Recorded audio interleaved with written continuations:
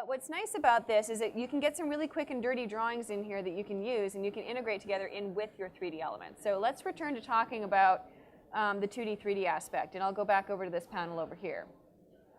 So now that we've got some 2D layers and we've got some 3D layers, how do we allow these to interact together? If I look at the next panel, for example, I'll see that there's a pirate ship and then there's a person that is standing on the deck of this pirate ship. It's not a very exciting looking person. He's just a little pink dude hanging out there. But what's interesting about this guy is that if we look at this from the top view, we'll see that the character is actually standing on the ship. Same thing if I take a look at it from the perspective view. Okay, so now that I've got my perspective view in here, I can actually rotate around my perspective view and I can check out where these 2D layers are positioned with relation to my ship. So if I want to reposition a layer, I can actually drag it either in my perspective view, or sometimes it's easier in your top view to drag it in your top view. And then if I want to reposition my ship, I can do that here too. And with any of these elements, you can set a first frame and a last frame. So I can have the ship starting out over here, and then I can have him ending up over there. So there's some animation over the course of that frame. And then when you come back and look at it from your camera view, you'll be able to see the ship actually passing through those waves, which looks kind of cool until they go on top of there, but I can adjust that if I want to. So just like we can do animation on the ship, we can also do animation on the camera. So let's go and check out our camera tool. And I'm just going to get rid of the current camera that I have on there. And then I'll add some camera keyframes.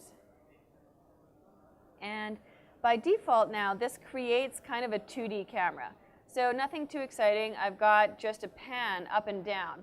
But even if I have a simple pan up and down, if you see what it looks like through the camera view, it looks kind of cool. You see the 3D aspect. You see the how the ship changes as this is animating. But one thing that you might also want to do, maybe I'll just make my timeline a bit more small there so I can drag it more. There we go. One thing you might also want to do is actually do a flying camera movement. So you might want to have the camera actually moving around and doing all kinds of stuff. So I can convert my camera here to a flying camera. And when I convert my camera to a flying camera, it's going to be easier for me to work in the top view. So I can take a look at where the camera keyframes are. Maybe I want to move this one over there. Maybe I want to rotate it.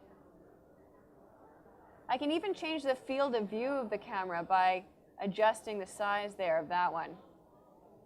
And now if I play through that, and actually it might be easier if I do a little render and play on this, but if I turn on my camera preview, let's go from my stage view. It's going to be a little bit easier. So this is what I actually see from my camera, is I see the animation on the camera, and then I see the ship coming towards me, and then I see my character there in the end. And you can see when I see my character actually appears like he's standing on the ship. He's standing on the deck of the ship. And the reason that he looks like he's standing on the deck of the ship is because he is actually placed in that Z depth at the right location.